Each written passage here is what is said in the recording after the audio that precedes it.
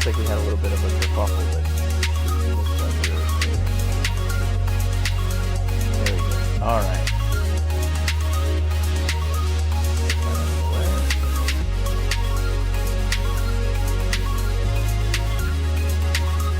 Whoo, buddies. What a crazy couple of days I've had. I'm going straight into this. By the way, welcome to the Ham Radio Crash Course. Thanks for coming out. Okay, well, the music's off now, so there we go. Leave no trace. I went out and did a POTA today. Leia picked me up a Alpine Lager to kick off the stream here. Keeping cool. I think I'm a little bit better in the heat than Leia is. She's definitely not okay with the heat, but I think we're good. So everything's good. Everybody hears me. We're all happy times. Everything's. Mother is trying to kill us. Oh, that is a refreshing beer. Active murdering by It is. the air. It is a lager. Not a big lager fan, but I needed it after today. Well, a couple of things have gone on. I have a radio on my person that I am testing right now. I am not at liberty to talk about, but so don't worry about that. But I brought it out here and pulled it out of the case that it was in, and it's something's inside jingle jangling. So that set my whole POTA plans on a tailspin. It made everything this week just go crazy. Good news, though, there's a Gigaparts here in Las Vegas. So big shout out to Julio and all the guys at the Gigaparts Las Vegas. Cheers to you guys. You helped me out a lot. Anyway, I did activate, I was at one of the Red Rocks Park areas. So we did that today, and it was a lot of fun. Although I had other failures happen. And let me tell you, I did a video. God, when did I do that video? I did a video back about a month ago before Hamvention. And I was talking about Hamfest toolkits for stuff that you should bring into the field. I'm now going to retitle that as my Everyday Carry Ham Radio Toolkit because, man, there are so many things in that toolkit that I needed this weekend. And I was living life like I was going to be flying in a plane, so I didn't bring any of that stuff. And I totally wish I would have, because it would have made my life so much easier. Just having the multimeter alone would have solved so many problems. So that's the topic as we get a little bit further on here. But we're here to talk about, at least in the front of this, what's been going on with the FCC. Now, I want to give a shout out. There are links in the description if you want to help support the channel by going to the Amazon and pulling up the list to give you a warning. A lot of this stuff that is in here you need anyway, trust me, particularly if you go out and do POTA, or you think everything is solid in your system and you pack a bag, you get to where you're going and just something is not right.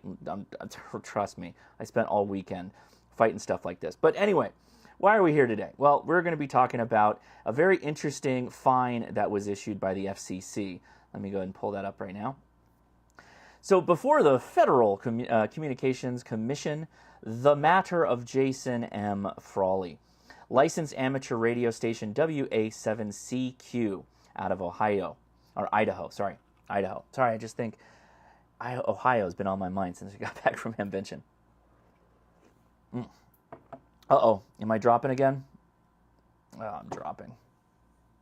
Oh my God, what is going on?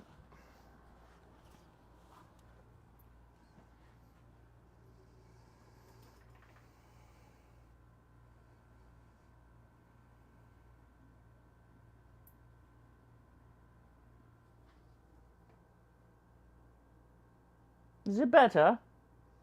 Is it better?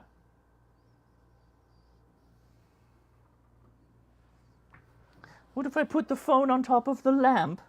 Is that giving me better signal? How about now? Am I back? Okay. Apparently, putting it up on the lamp. Get it up high, guys. Get it up high. That's the trick. Somebody give me an all good. Looks like the drop frames are down. All good. Okay. Leia's what? Oh, you're soaking up the bandwidth. Are you watching? Jeez. Leia's in the background here. Okay. So we got a lot to talk about on this one. But basically, they're proposing a penalty of $34,000. That, I believe, is $9,000 more than the fine that was assigned to Billy, who is a longtime HF lid that was going after the Wharfinet. Still does, from what I understand. I'm not even sure where the whole thing is with Billy. But yeah, Mr. Are we framed good here? No, we can make this bigger. We can make this a lot bigger. Get it in there so you guys can see it. There you go. So apparently, willfully, repeatedly, and intentionally interfering with the radio communications of the United States Forest Service, while it and the Idaho Department of Lands were attempting to direct the flights of fire suppression aircraft working the Johnson Fire, a 1,000-acre wildfire located in the National Forest land outside Elk River, Ohio. Using his amateur radio handheld radio, Frawley transmitted 5 times on July 18th, 2021, and transmitted 3 times on frequencies allocated and authorized for government use, so pretty much outside of bands he was transmitting, apparently causing harmful interference with his apparently unlawful transmissions. So, pretty bad news for Mr. Frawley here. Basically, and we'll get into this a little bit, during a fire, he was using one of the frequencies that was actively being used by the fire service, the Forest Service. Adam Weber is asking if I am in Vegas, which I am, if we could work a contact, possibly. We'll talk about that as we get a little bit further here. Also, my chat pop-up is no longer working. All kinds of things have fallen off the rails on this one. Let me go back.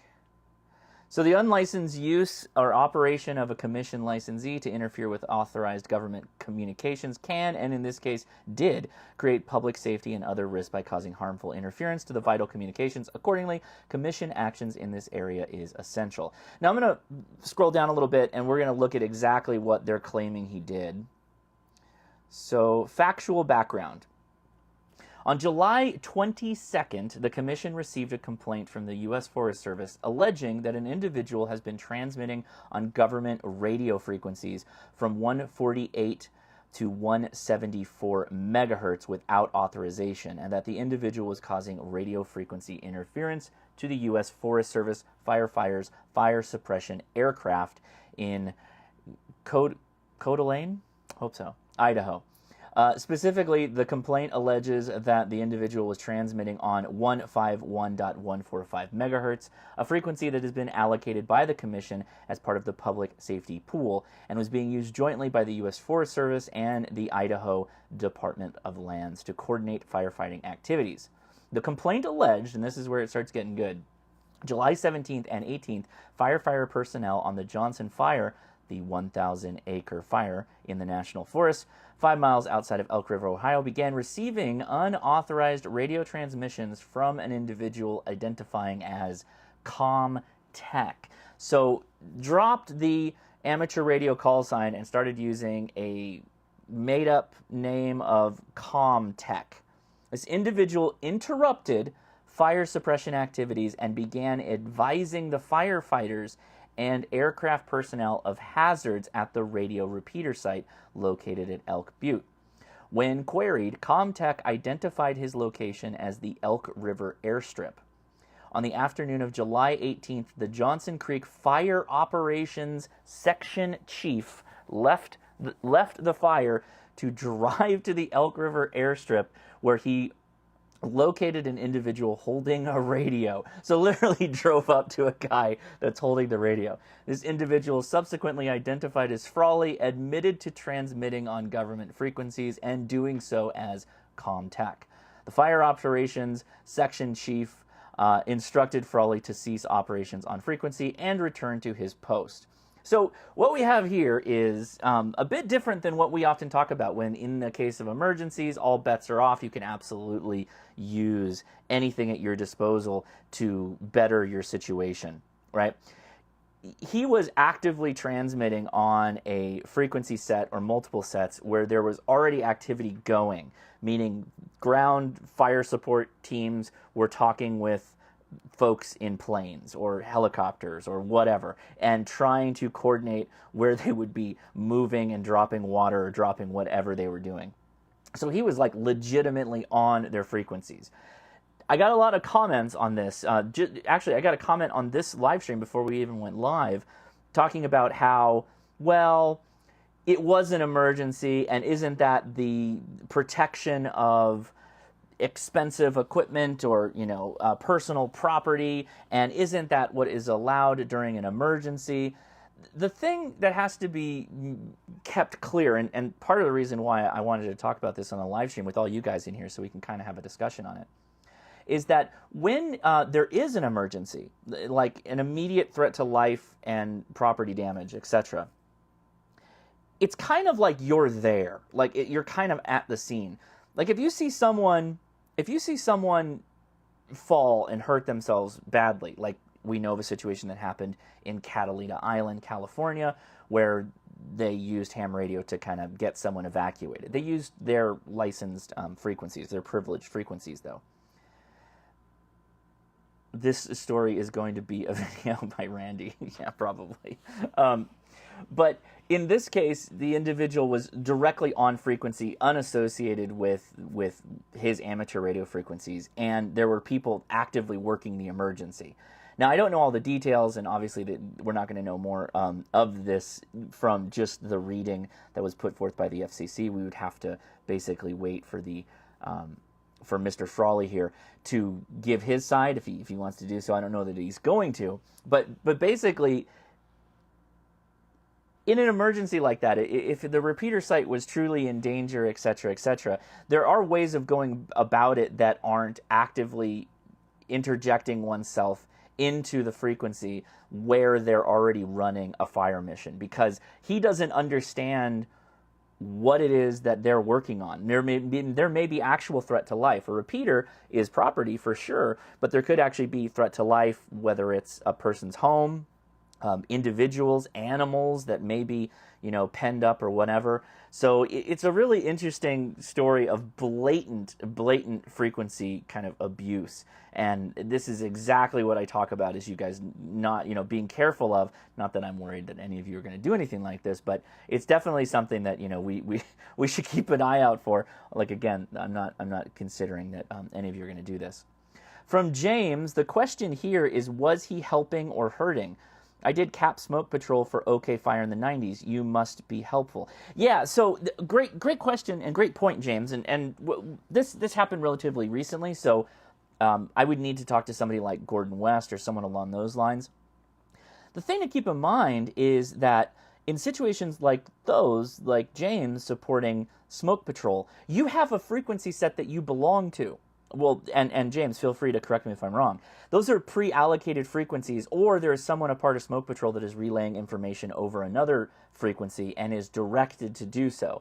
This individual kind of took it upon himself, right? He's not pre-coordinated and is obviously using, comms guy as his call, or comms tech as his call, which I don't think is exactly something that was pre-agreed to, right? So there's a whole background of, like, if you want to be involved in emergency preparedness, which, hey, by the way, I truly recommend you do if you're interested in those kind of things.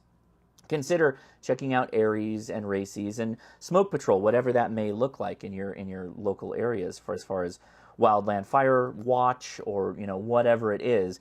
Amateur radio is often used in those spaces because we are effective in being able to get information across relatively easy and quickly, and in a kind of ad hoc way that we don't require a big background service to help support that. So it's always effective, but those are pre-coordinated things. We don't kind of just get it all set up on the moment unless it's done in coordination with the emergency coordinators, who's ever in charge of that emergency. They would have to be directing traffic, authorizing ComTech to do that. So that was pretty interesting background story there that came up. I was pretty shocked when I saw it. I mean, $34,000 is the largest fee that anyone has ever been charged with regards to radio, and that's a pretty interesting That's a big number. What do you guys think in the chat? I'm looking at the chat now for questions. I saw one whiz by, and I'll get to it in a second here. I'm trying to see if I can get my my chat pop up back. Let's see. Did that do it? Yeah, Christiana. Did that fix it? Why is it not working? Oh, is that why? There it is, Christiana. There you are. So yeah, Christiana. CERT too. Now, CERT can be hit or miss with emergency preparedness. I've found that some CERTs are really proactive in supporting amateur radio operators, and some kind of take it to the FRS and GMRS area of local neighborhood watch kind of communications, and then it kind of stops. And they don't do much in the way of drilling or working on amateur radio at all, which I think is their mistake. I think they should definitely do more of that. Comstech is not helping. Yeah. I could see a picture of this guy folding in a brie. That's probably also true. Where was the one that I was looking for? Who was it? About the vest. Where did he have his vest on?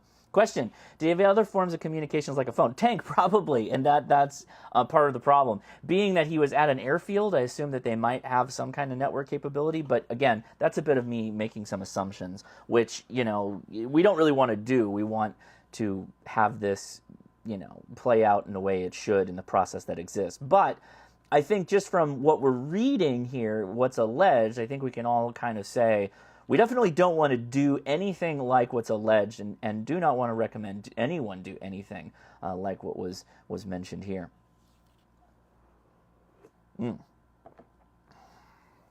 Let's see. Quana Partis, what do you mean? I mean, if he had a phone, he should just call in the fire, the threat as issue, if he's got those capabilities. He shouldn't necessarily jump on the frequencies that's pre-coordinated. Folding a brie on top of the Baofeng. Yep. Yeah. Irregular interest, I think you're spot on. One of the important lessons of MCOM that is rarely discussed is when not to intervene, and this is a good example of that. Yeah, if they've got a working frequency where they're literally trying to put a payload onto a fire, then getting in the way of that, like him talking over communication from the ground to the pilot or the aircrew, is literally preventing them from dropping. He's probably not going to be able to relay over frequency where they should relocate the individual, the plane or helicopter to drop. So it's kind of like, what's the point? Kawana Partis says, why would it matter if he didn't have a phone? I guess that's true. If he didn't, if all he had was a radio, he still shouldn't do it. If that's the point you're trying to make, I agree. Let's see. Oh, ham radio. Thank you, Christiana. It says here in Klamath Falls, Oregon, almost all are hams, and we become reserve sheriffs. Yeah, I can see that as being effective, but it's going to be the makeup of who is in your CERT team. Radio waves from VK2HTV. Well, I don't agree with what he did if the scenario wasn't a repeater but a life-threatening situation. He was reporting would be... No, I don't think so. I don't think so, because okay, case by case, of course, right? Case by case, and allegedly he did this, all that stuff that I need to say. The problem is that you're literally talking about helping a plane drop a payload onto an active fire. And they do it in a tactical way that is specific to the job they do, right? I don't know what they're looking for when they drop their payload, but they're being supported by a ground team that needs constant contact. If there was any frequency that you probably shouldn't be interfering with, it's probably that one, where you've got two groups, one in a plane or some kind of helicopter, talking to a ground team that's guiding them in. That is exactly the group of people you don't want to be creating interference for, because that is that is extremely problematic and will make all their efforts even that much harder. Further, if the repeater if the repeater site isn't pretty much on fire, then you can't really say that it is an immediate threat to the repeater, right? You'd have to have, or person, for instance, right? If if the fire is adjacent to the house, it doesn't mean necessarily that the fire is going to, get to this other individual that's in a different house.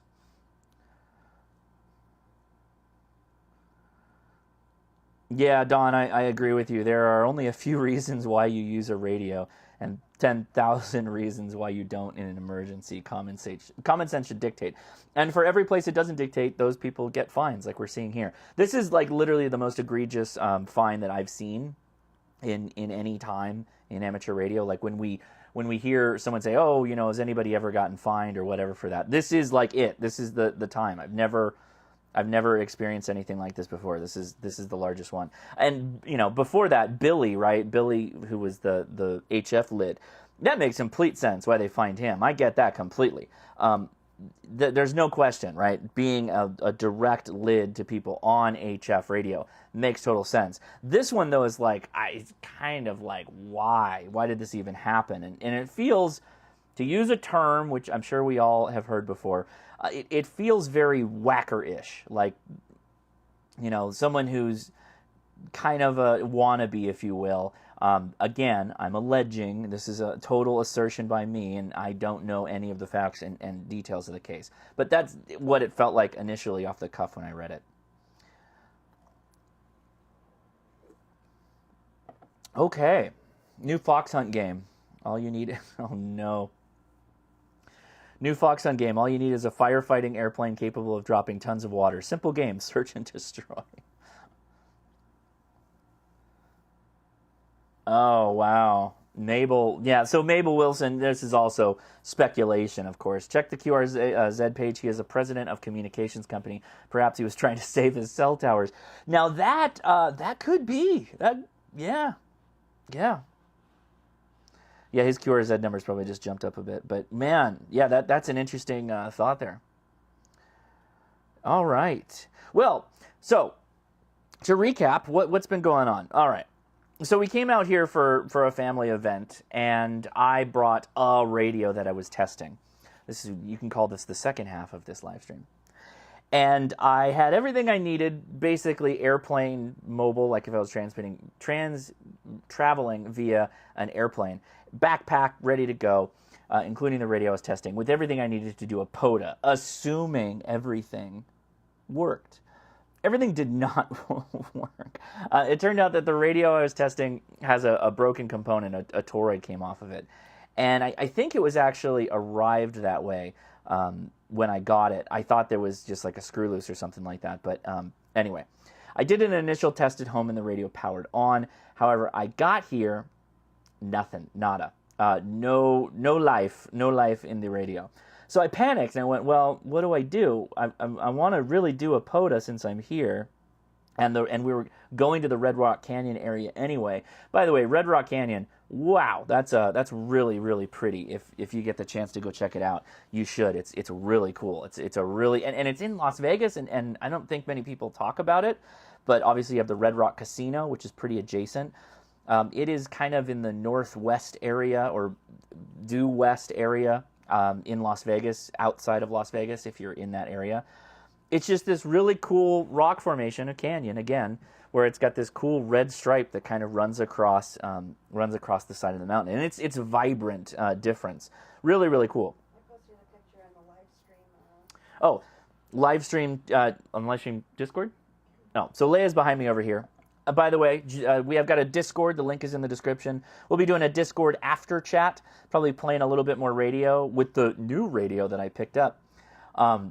And she posted a link to a picture of the Red Rock Canyon, which is super cool. You should check it out. So go check out the Discord. Go to the live stream, live-stream, when you get in there. So I got there. The radio wasn't working, and everybody's saying, "Can you speak about the radio?" No, I'm not going to say anything about the radio because it's a prototype. So will not talk anything about it until we get it sorted out and figure out what was going on there. But by the way, I tested it out at home and it worked.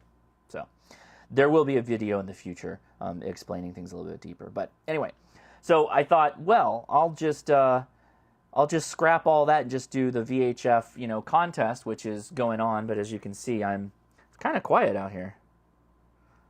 I hear nothing. Yeah, I've got nothing on on the VHF simplex going on. I've got a roll-up J-pole that we can test in a little bit, but yeah, pretty quiet. Oh, Christiana, thank you so much for the super chat. Appreciate it. Yeah, a beer for Leia, she says. So, Leia, there you go. Have a beer. A $2 beer. Check the comments. What? Check the comments about what? Oh. I threw something across. She asked me to grab her one of her clothing, and I threw it across the room, and it knocked her beer over. Anyway. So, realized that, okay, well, I'll just do VHF, UHF contest, and we'll do it from the hotel room and have a go. But that meant that, like, I wouldn't be able to do any POTA, and that was a bummer. Since I was here, it's like, come on, you know, I've got to do it while I'm here, particularly because the Red Rock is right there. So, I was reminded by Matt, AE4MQ, hey, Josh, you know Gigaparts is in Vegas, right? And I went, oh, shoot, you're right. So the next day, pulled up the maps there, and Gigaparts is like right down the road. It's probably 5 miles from the hotel. I'm gonna go ahead and mute that. So I ended up hopping in the car, driving out to Gigaparts, and I had two options. Everybody. I could get a second 705, which I had thought about, and maybe just like doing a giveaway after a couple of months, but I didn't need a second 705. I love my 705.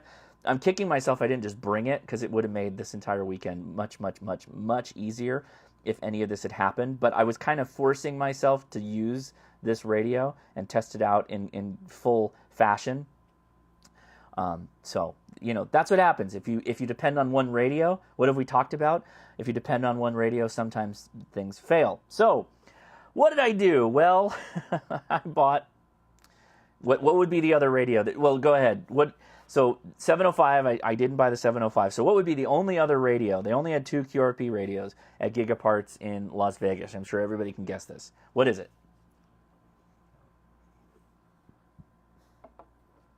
Nathan, because Nathan already knows. Nathan already knows, but yep, that's right. An 818. So I picked up an 818. I gotta tell you guys, I've never actually played with this radio. I've never used one before. I've held one, like physically held it in an HRO, and I kind of was just like, nah, I don't know, I don't think so. It feels like.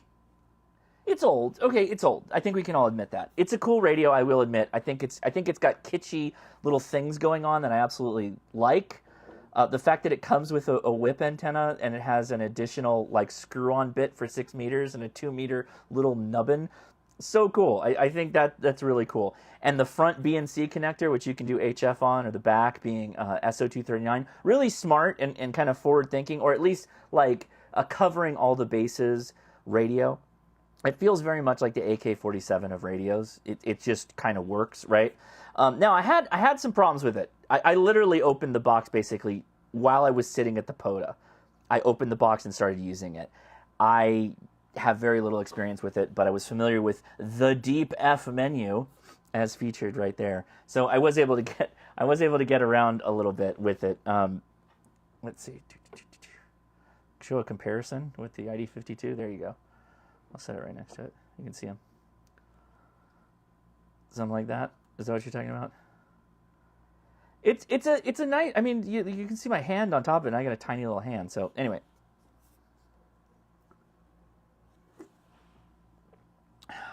This is a good question. Digital analog ham. Josh, you rightfully talked me out of an 857, for which I'm grateful. Why did you buy this? Well, I guess 2 reasons. One, it was half the price of a 705. I already own a 705. I've never played around with an 818 or 817 for that matter. It's pretty decently sized, and it kind of does a lot of things. It's just kind of a utility radio.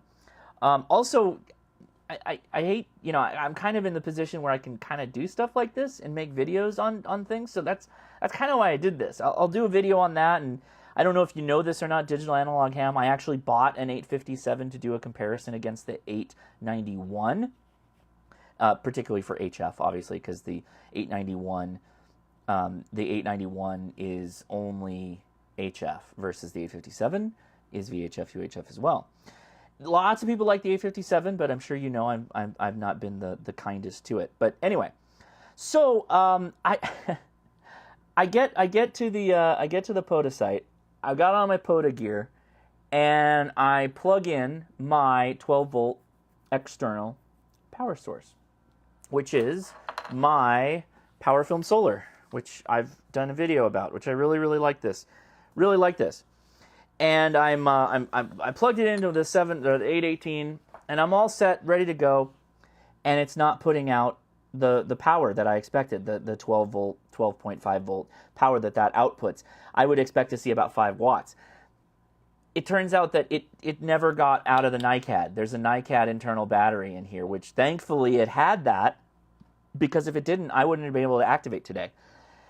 Turns out my power film is it's sick. It's not. It seems very haphazard. Sometimes it puts out the 12 volts, sometimes it doesn't, and the USB ports are also off and on. So there's something wrong with this. The heat is what's wrong with it. Is it the heat? So it turns out. So it. Let's see. Dawn. So great. I'll answer that question in a second.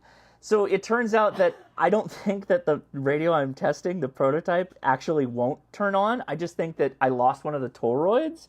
So I probably can't tune up one of the bands and use one of the bands, and I got to fix that. I got to talk with the company that has it and get some things sorted out. I have a feeling that it's just because it's a prototype that I ran into trouble.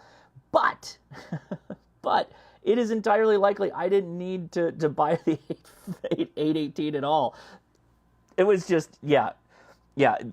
Oh man. So Target reviews, comedy of errors this weekend. It sounds like connectors, power, dead radios. I had everything, and I'm telling you, if I would have had that ham radio kit that I put together that I said was for ham fest, I would have been able to answer my problems like immediately. Yeah, RQ. Do you like that? Too much CO2 in the room. I've been fighting this all weekend. I've been opening windows, even though it's like super hot outside, to lower that. CO2 levels are so high in this hotel. It's absolutely crazy. What else? Dawn. Let me go back to Dawn's question. We are going to test something, by the way. I'm going to put an antenna up, so don't worry. And you may see the mast behind me. We've got something I'm going to rig up. Did you check the used section when you were there? I asked about the used section. They don't really carry any used stuff at that location. I think it all goes to their main site, which is in Huntsville.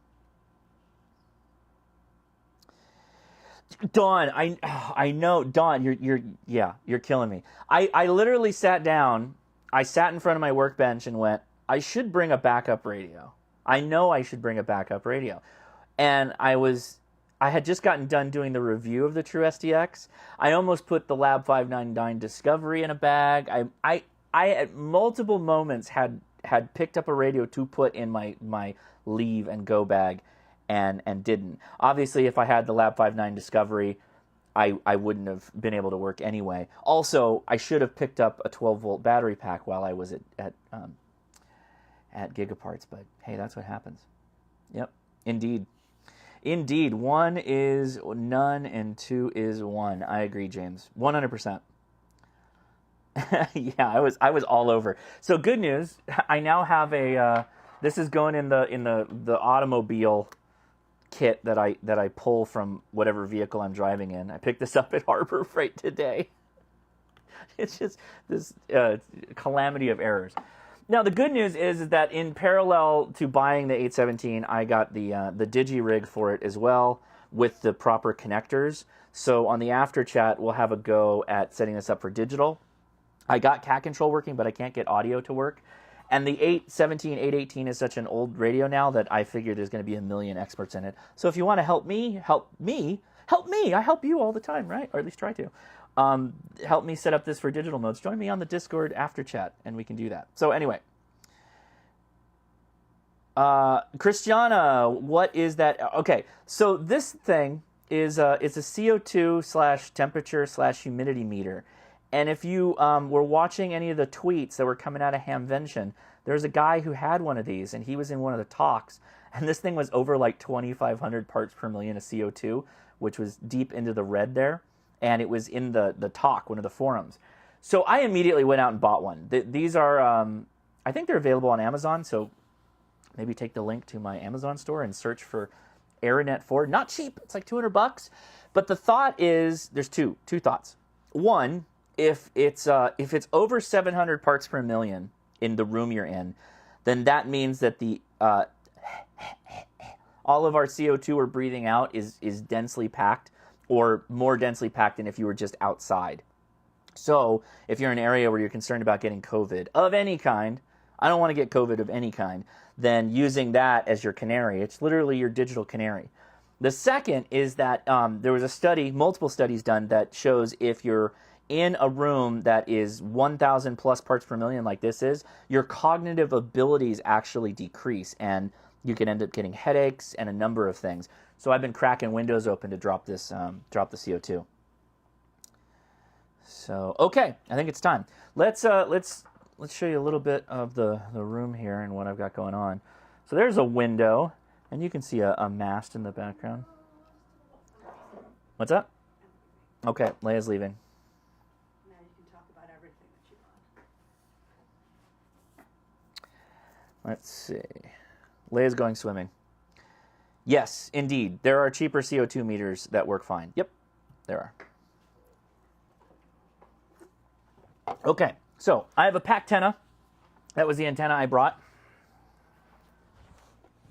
So you can see this right there. Yep. Okay. I have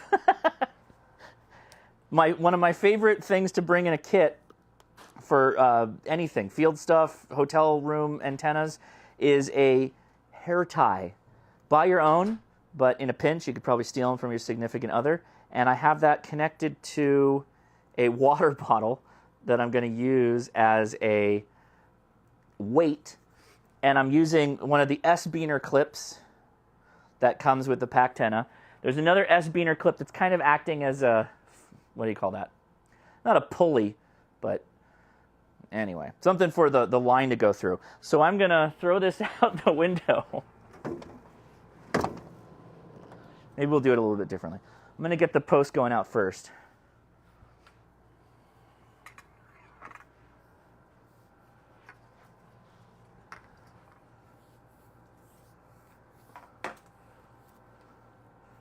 All right, water bottle, here we go.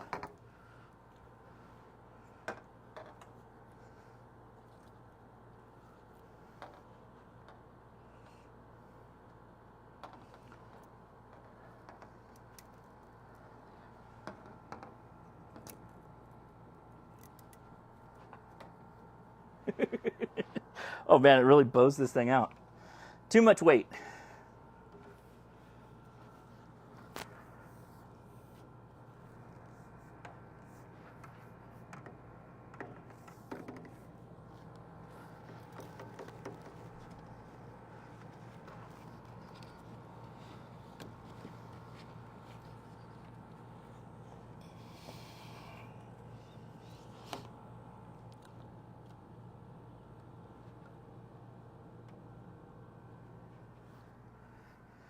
Okay.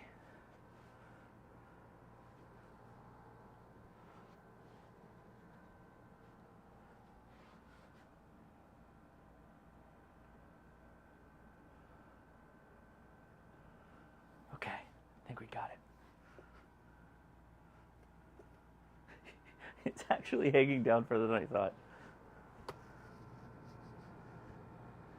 Sorry, I'm just playing. It's actually a radio antenna. I needed to hang off something low to hold it straight. There's somebody outside. Okay.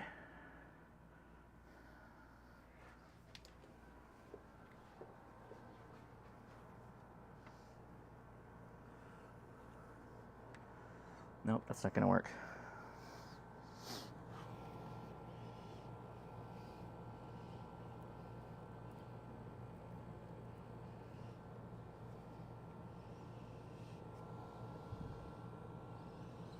That's about as good as it's going to get. Let's see if it... Can we connect it? Maybe? There's a there's a lady. I want a cigarette out there. There's nobody been out there this whole time, and I'm like, yeah, Land's gone. Quick. Screw around. All right, let's turn this on quick, because we may not be able to run like this for a long time.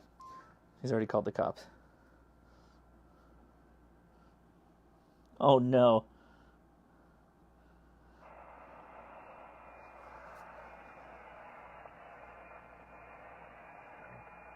There's an S9 noise in this building.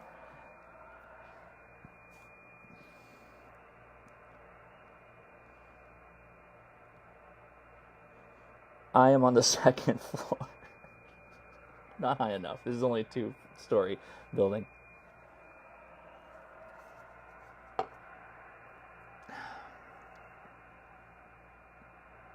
right, hold on. Let me turn this down. Let me catch up on the chat. Okay, so we've got an antenna hanging out my window.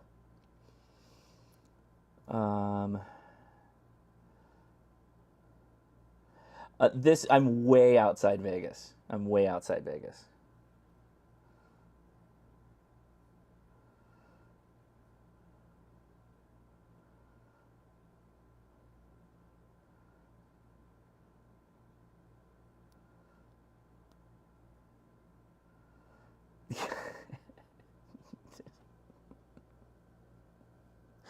No.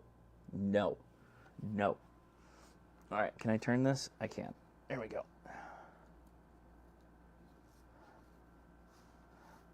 Don't fall, little radio. Okay, that's not going to work. Hold on.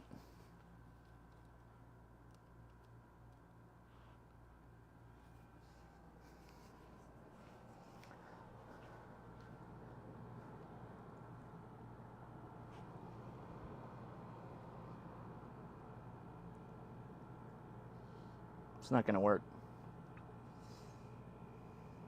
Nope. No, it doesn't work.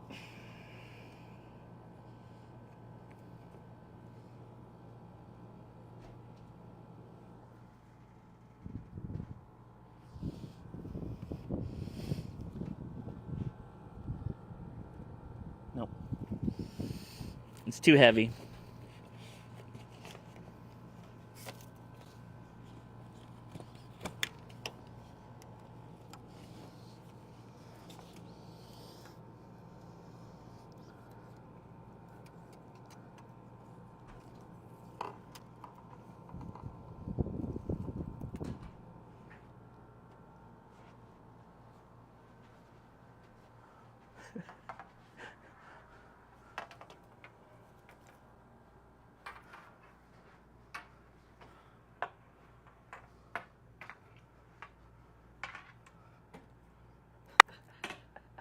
What am I caught on?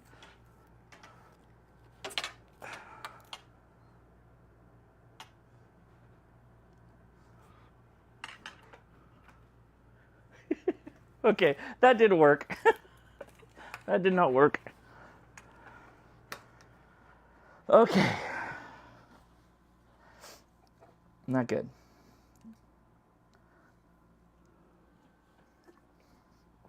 Do I have any ferrites or line isolator? I do have ferrite that's on the digi-rig.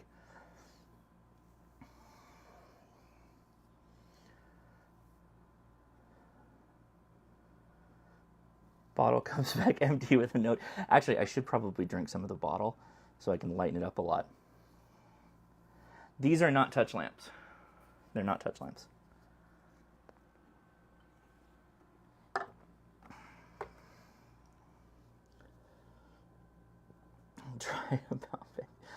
Try a Baofeng UV5R, right? Yeah, every bit of this weekend has just been so difficult to make radio work.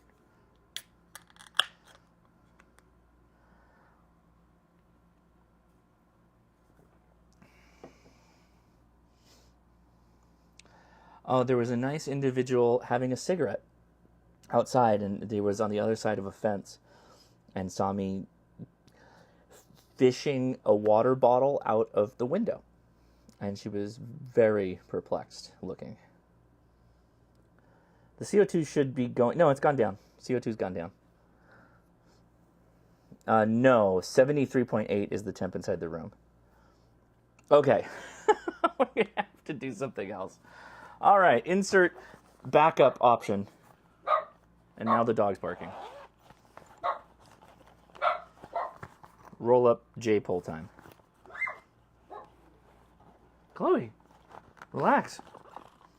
I know, I'm sorry. You're not going to be able to do any radio right now.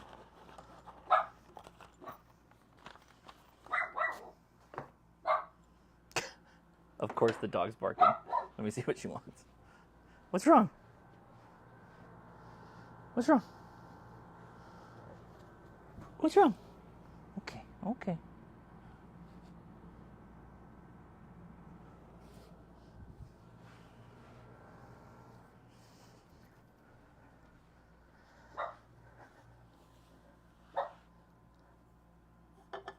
I haven't transmitted yet. Still trying to get an antenna up so we can test some stuff out. So anyway, I've got a radio waves, 2 meter, 70 centimeter J-pole, roll up J-pole. I figured we might as well throw this up if we can't. Since I can't get anything else working right now. We'll go with this at the very least. Man, that's bumming me out. If you want to join me on the after chat, we'll fish the antenna out again with a little less water. The air conditioner in here is pretty good. So I'm going to pull... Chloe. No. I'm live, Chloe. Have you no decency?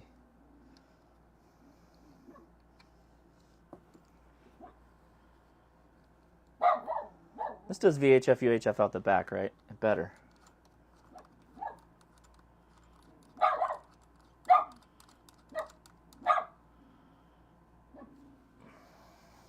Okay.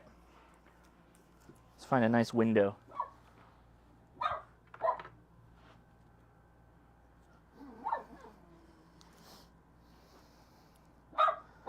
Leia, come get your dog.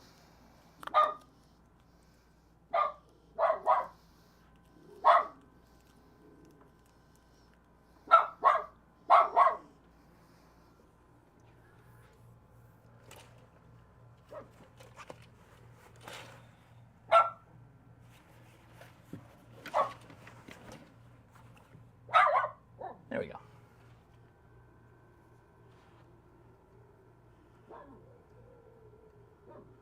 I'm tying a little knot.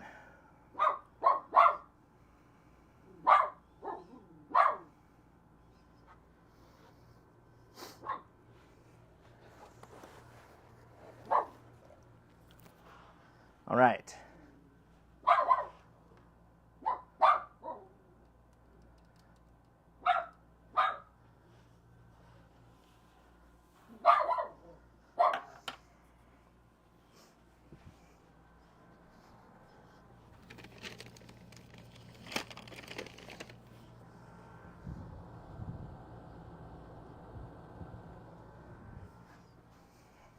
Pepperoni to the rescue.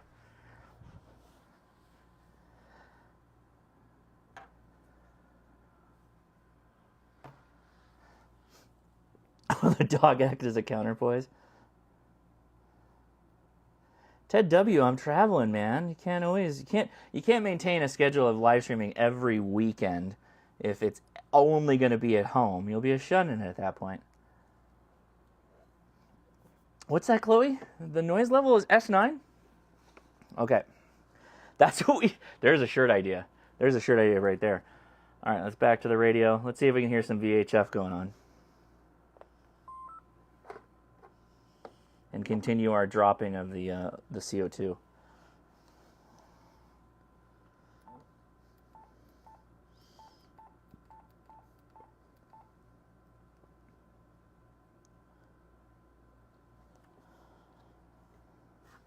There's a way to do this faster.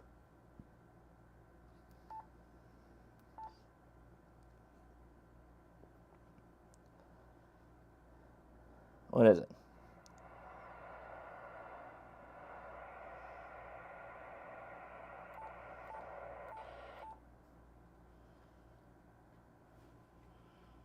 Menu 7 change. Yeah, we got to do that still. I'm doing this the I don't know this radio dumb stupid person way. I know there's a way to just quickly change the megahertz. And if we flip it now, we should see something. So deep F menu. Oh, you know what? You guys can't see this, can you?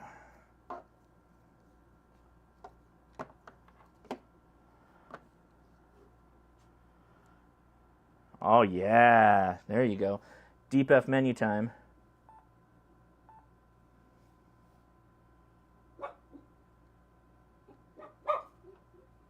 Eat your pepperoni, dog.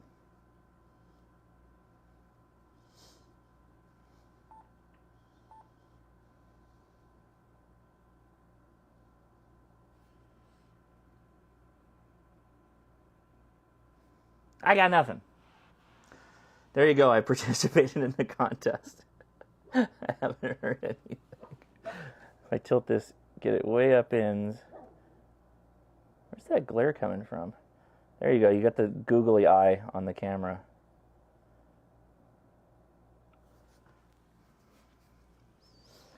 Hey, who was it in the chat that wanted to do VHF, UHF? There you go.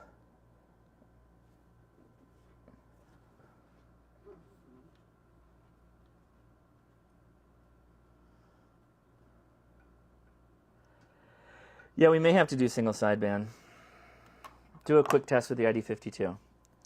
Oh, yeah. There you go. ID52 says yes. Push and select. Yes. That's it. Yep, that was it. Thank you. I accidentally figured that out when I was doing the POTA, but then I forgot. Jiggle the cable. That fixes. Well, we got squelch on, so that's why you're not hearing anything.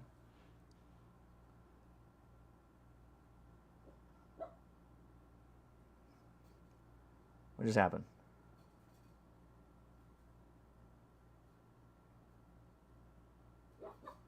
No, 9 volts is fine. It's running off the internal battery.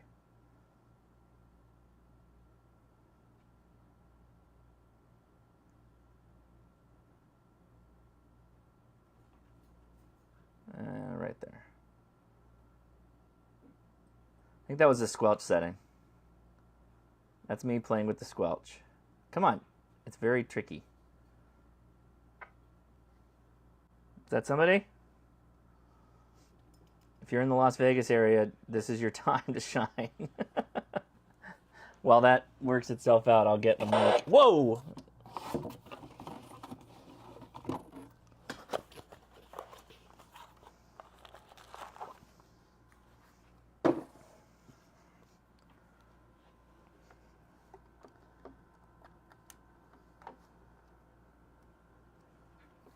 Do the required Yaesu stretch of the antenna. There you go.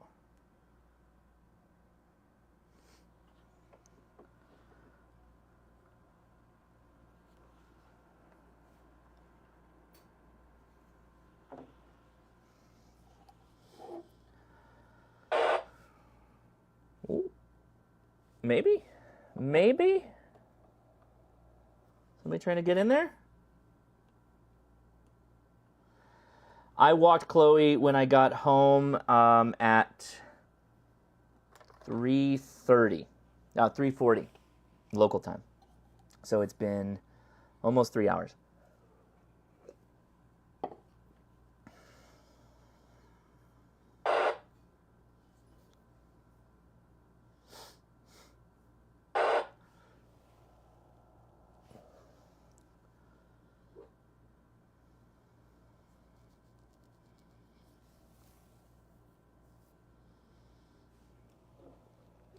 CQ, Kilo India 6, November Alpha Zulu.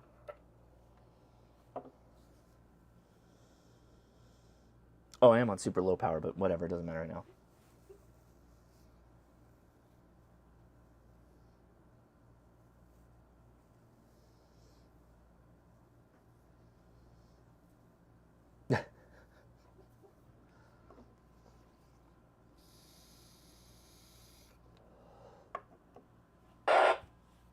I don't know if somebody's trying or it's just random interference.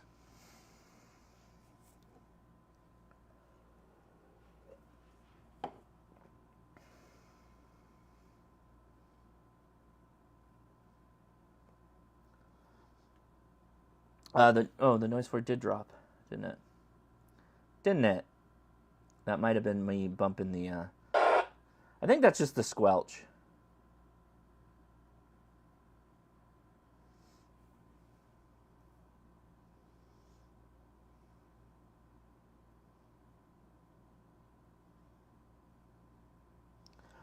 Is SWR okay? Oh yeah, that was something else I learned. So if you F menu and you go to meter, SWR, then get off of that. Stop.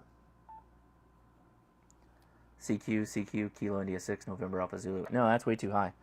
What's going on here? What's that about? It's supposed to be... I read the advertisement.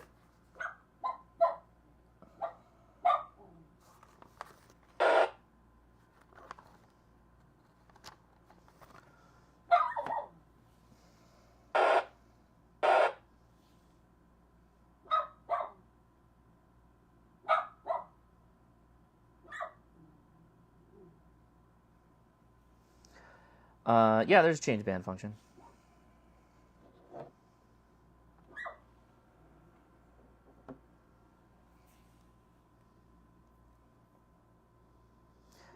So we've got some serious noise generators. Where, I don't know.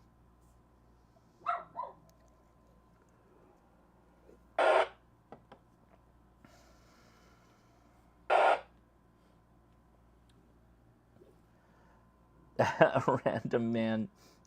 Is your N9 TAC Slim Jim near anything metal? That'll throw the SWR way out. Yes, everything is metal. This is a hotel.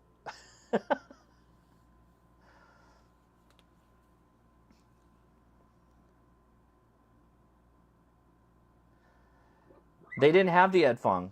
I picked that up at Gigaparts as well. No, it's not on the front port. It's on rear. Come on now.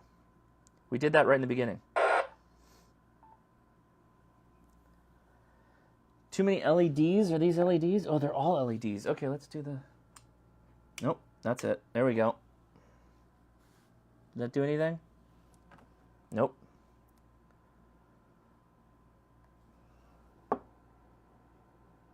Okay, let me check the one behind me here.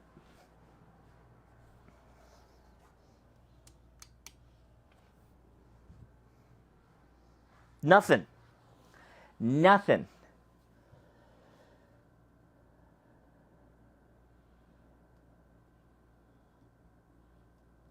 Biggest noise generator seems to be the CNR. It doesn't like it.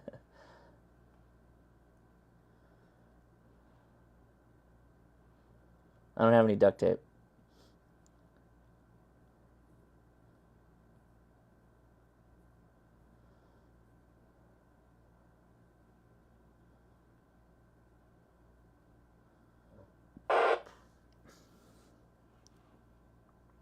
J-pole on the pole. Oh, the problem is that there's no, there is no, what do you call it? Eye hook. You know what? Let me turn off the air conditioner. We'll see.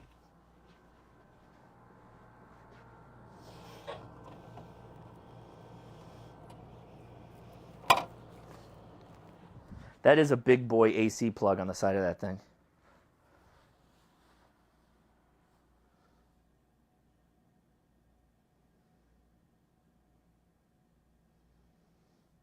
So, okay, that's...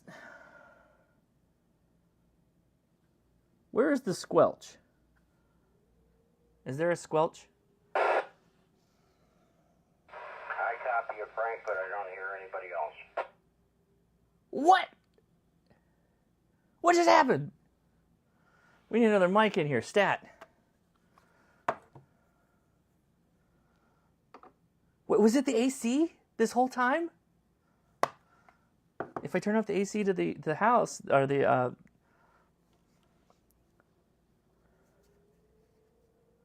Kilo India 6, November Alpha Zulu. Yeah,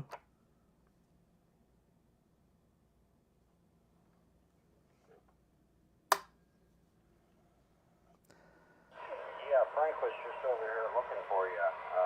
This is Dave, W3222 on the ham side. Oh, right on. Yeah, this is Kilo India 6, November Alpha Zulu. How you doing?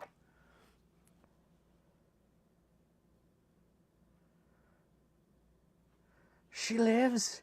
So the S6 is the squelch, or no? It's the RF gain. Frank will come back because I'm listening off of the Blue Diamond crossband repeater. You're making that just fine. Wait, is he talking to me? I don't think he's talking to me. I'm not making any repeater.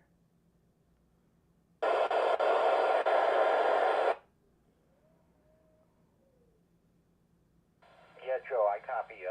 You don't hear him, Frank? I'm not Joe. Those guys are having their own conversation. It's not with me. Okay, so that's definitely the squelch. We figured that out. What did I do? I think you guys just doubled and Joe won. Try again, Joe.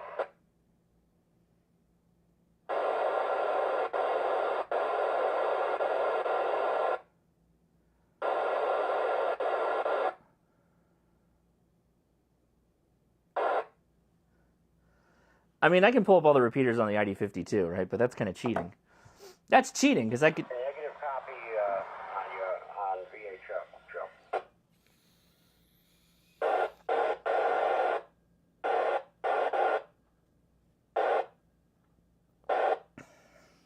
Okay, there is a crossband repeater on, I think it's 447-975. Oh, sweet. Oh, sweet. Sassy Molassie with the... On Blue Diamond. That's how I'm hearing you. They got crossband repeat out here, guys. Maybe that should be a live stream where I go to random locations and just work VHF. Why do you keep moving, radio? Oh, it's... Okay, well, I guess that's you guys... You need to stand with this radio, by the way. VHF, maybe I'll jump back to 625. W3222, Las Vegas.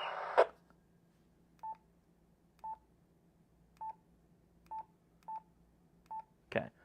That's maximum effort that I can put out of these NiCads right here. Stop!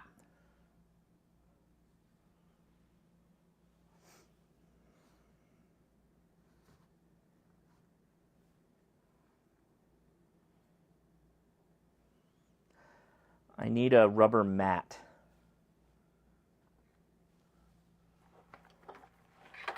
Perhaps this will work.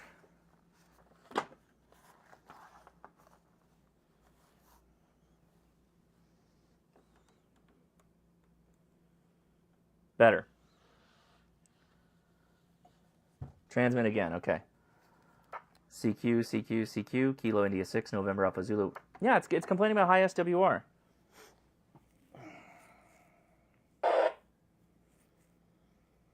There's not that much metal around it, though. The window is PVC.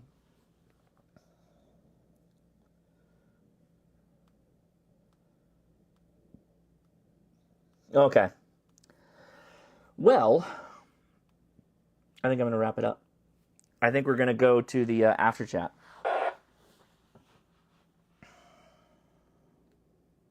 And I'm going to go walk the dog.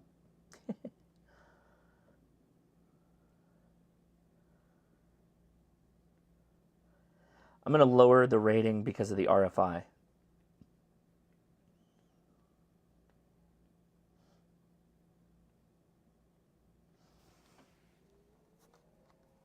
No,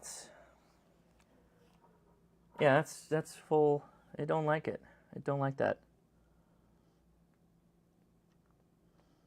So that's the other question, is VHF front port only. I think that could be the case.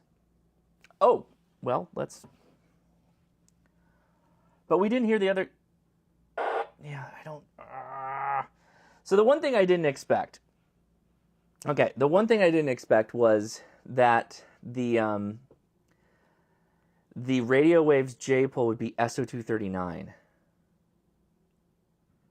I don't understand why it's SO239. That doesn't make any sense to me, but That's me personally. I guess you can always get an adapter.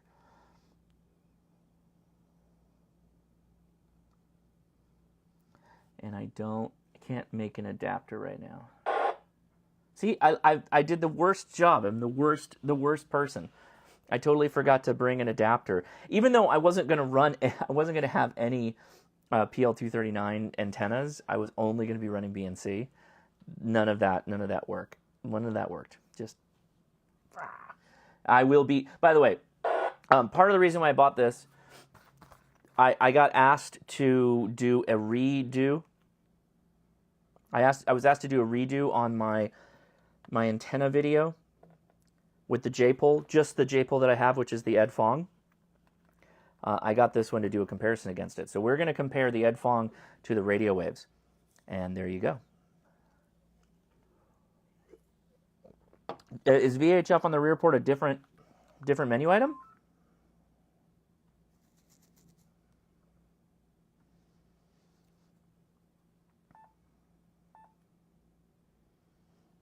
Antenna is rear. It doesn't care.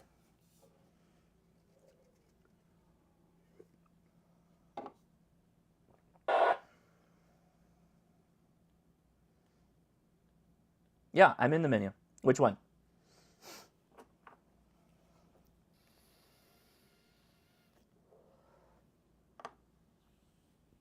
It's getting a little warm in here, guys.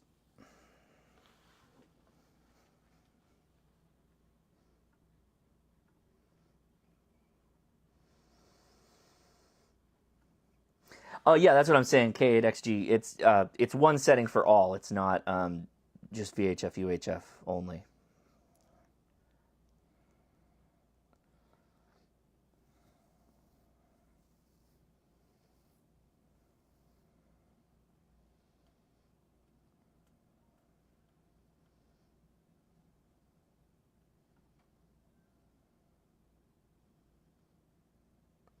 Aha! In the default setting, the rear jack does not function on 50, 140, 430 megahertz bands. If you want to enable this jack on 50, 140, 430 megahertz bands, recall and change the menu setting 7. Voila!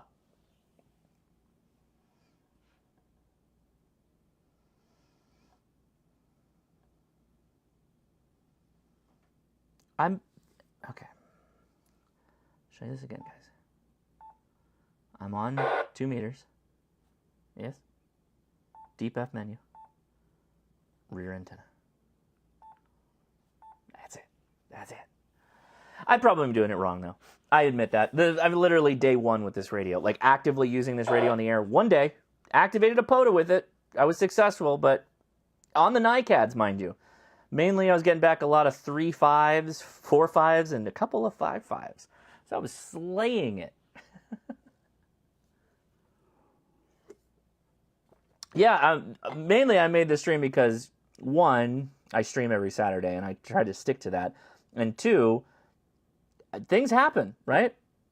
Things happen, and, learn from my mistakes. I really did make that toolkit video to be a Hamfest thing, but the fact that it's the fact that I should have brought it because it's good all the time, right? James.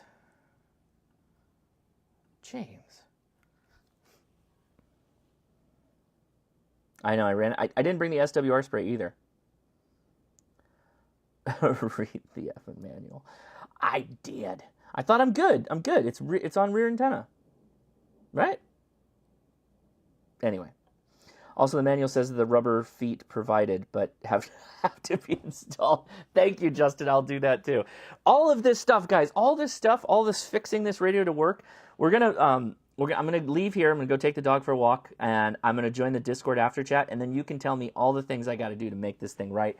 And I'm gonna drink a little bit of that water out of the antenna ballast, and we're gonna get on FT8 because I got cat control working. I just need to get audio working, and so that's where you guys come in, and then we're gonna be good. I know, James. So, okay. So you got... So, TX Fisher, I think you figured it out. While I think running two 705s is a major flex, and I should probably just do that, that'd be really cool. Like build a rig that kind of like holds them together. I'm going to run this with the 705, and I'm going to do full. We're going to go after the linear satellites. Should I illuminate myself? Am I better illuminated now? No, I'll keep it on the radio. So yeah, look forward to a future video where we'll be chasing the linears. Okay, guys, thank you so much. I'm going to flip it over to the patrons here. Big thank you to them. Got a couple of really cool patron picks ideas that are going to go out this month that we worked on last month, but only one made it. And there's going to be better ones this next month. Okay, I'm turning you off now. Will the after chat be on Twitch tonight or just Discord? So the Enforcer, good question. I will attempt to do the Twitch as well. We're a little iffy. It's stabilized a bit with the live streaming, so we're going to try it. But the Discord will work no problem, and I will start with attempting Twitch. So follow me over there. James. James asked a good question. Would I recommend that radio today? I think I need to spend more time with it. I'm not sure. I'm not sure. It feels like you're asking a lot of the radio to compete against a G90, right? At a more expensive price point and only being QRP, but it does many things that G90 can't do. But it does it in a way that's old-fashioned, if that makes sense. I will have to have a longer form video with me using this radio for a while to be able to like really give you my thoughts. But at the end of the day, it is an older radio, right? It's existed. It's well over 10 years, I believe. The 817, 818. The 818 is the newest showing of it, and it has some subtle changes, like a stable TXCO, and it gets 1 more watt on an external power supply. I got to think about it. I really do. I've only had it a day, guys. Gosh, you're already asking me. You're already asking me would I recommend it? The answer is maybe. I'll leave you with that. Okay, I would love it if you joined us over on the Discord. It's going to take me about 5-10 minutes to get over there because I got to go take the dog for a walk. And I appreciate all the kind words. We're just having fun on this one. As I say, they can't all be hot bangers. Hopefully this one was something enjoyable, though, for you that watched. Guys, thanks so much for watching. I really do appreciate it. I'll play you out with the memes. 73.